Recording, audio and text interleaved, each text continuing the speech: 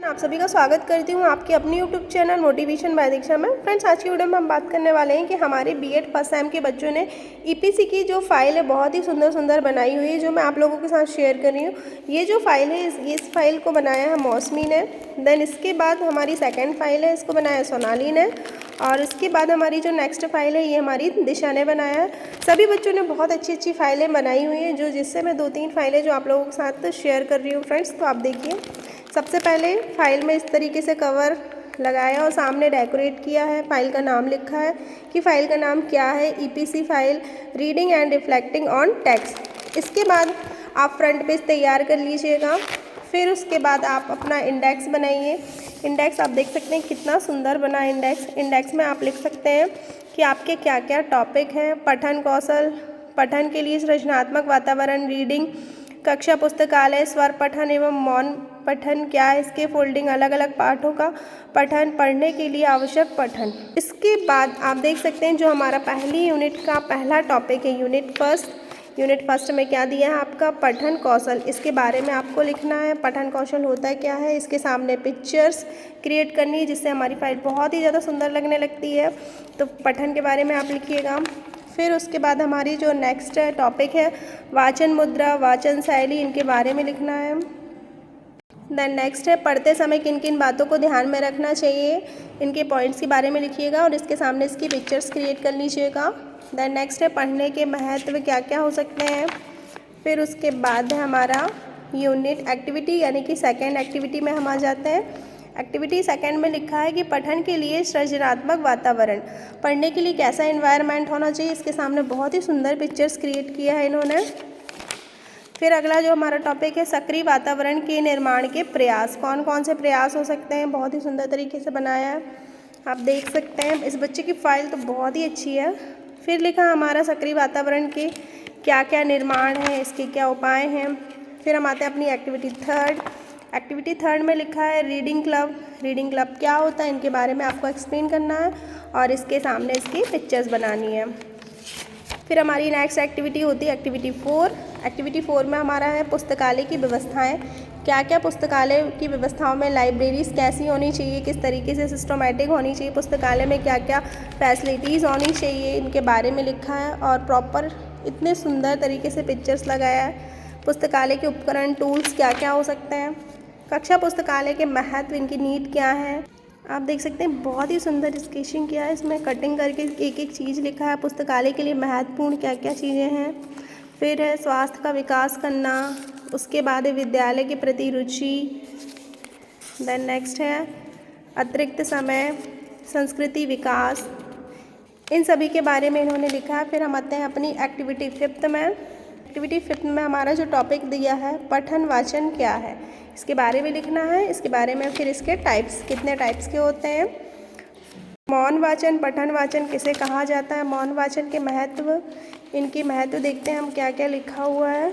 समय की बचत, उसके आधे व्यक्तिगत प्रयोग में उपयोगी करना, श्रम व शक्ति की बचत करना।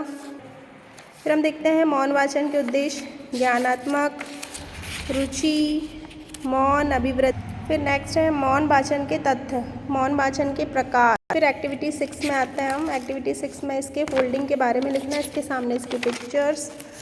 पठन के प्रमुख चरण कौन कौन से स्पष्ट हो सकते हैं, इनके बारे में। एक्टिविटी 7 आ जाती है हमारी। एक्टिविटी 7 के बाद हम लिखने हैं, हमको कहानी के बारे में लिखना है, कहानी क्या हो सकती है। आप देख सकते हैं एक एक चीज़ बच्चे ने बहुत ही सुंदर सा लिखा है। ये देखिए कहानी की क्या वास्तविकता है, विज्ञान एवं रोमांच क्या है। देन नेक्स्ट उपन्यास का क्या अर्थ है, उपन्यास के बारे में देखिए। उपन्यास के प्रकार, इसके तथ्य, इसके उद्देश्य। फिर उसके बाद हम देखते हैं अपना एक्टिविटी 8। जो एक्टिविटी इसमें देखते हैं हम क्या लिखा है, पढ़ने के संदर्भ में अनेक प्रकार की कठिनाइयाँ कौन कौन सी हो सकती हैं। पूर्ण विराम चिन्ह, इसके बारे में एक एक लिखा हुआ, पूर्ण विराम क्या है। फिर अर्ध विराम किसे कहते हैं। उसके बाद है अल्प विराम, तो इसके सामने ये अल्प विराम की पिक्चर्स। देन नेक्स्ट है लघु विराम चिन्ह, पुनः शक्ति चिन्ह, इसकी पिक्चर्स। देन उसके बाद है योग चिन्ह किस तरीके से होता है। रेखांकन चिन्ह, योजक चिन्ह,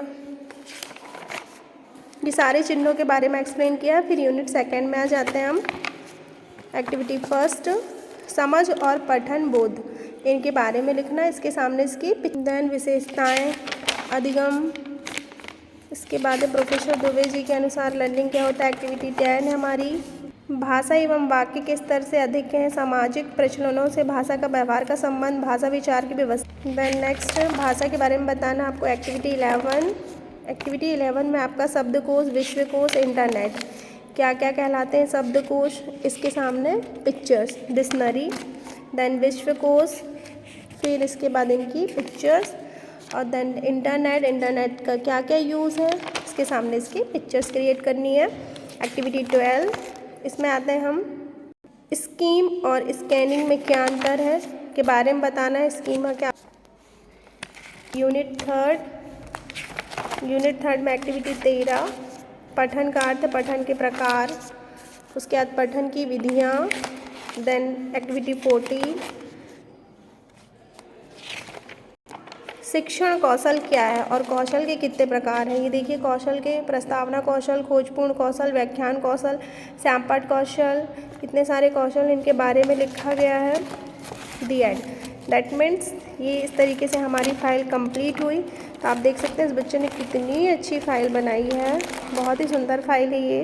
हमारी नेक्स्ट फाइल जो है वो है किसकी, सोनाली की है। ये भी बहुत ही अच्छी फाइल बनी हुई है। फिर नेक्स्ट फाइल है हमारी मौसमी की। मौसमी ने भी बहुत अच्छी फाइल बनाई हुई है।